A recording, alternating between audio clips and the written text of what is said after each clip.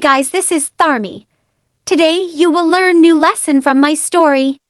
Let's jump into the story. A soldier. A story is told about a soldier who was finally coming home after having fought in Vietnam. He called his parents from San Francisco. Mom and Dad, I'm coming home, but I've a favor to ask. I have a friend I'd like to bring home with me. Sure, they replied. We'd love to meet him. There's something you should know, the son continued. He was hurt pretty badly in the fighting.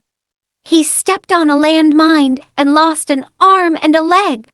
He has nowhere else to go, and I want him to come live with us. I'm sorry to hear that, son. Maybe we can help him find somewhere to live.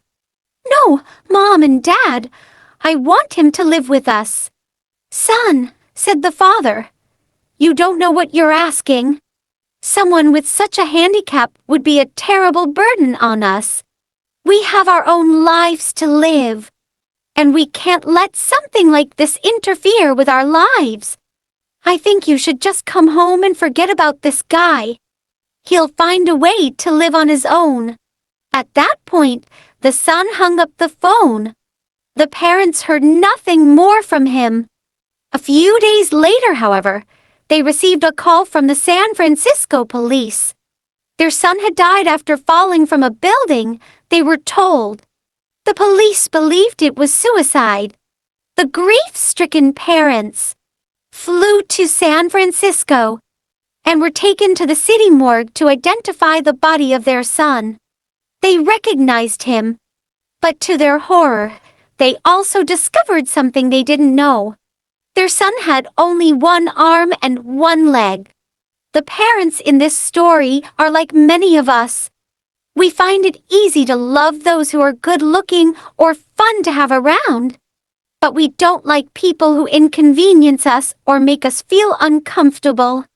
We would rather stay away from people who aren't as healthy, beautiful, or smart as we are. Thankfully, there's someone who won't treat us that way. Someone who loves us with an unconditional love that welcomes us into the forever family, regardless of how messed up we are. Tonight, before you tuck yourself in for the night, say a little prayer that God will give you the strength you need to accept people as they are, and to help us all be more understanding of those who are different from us.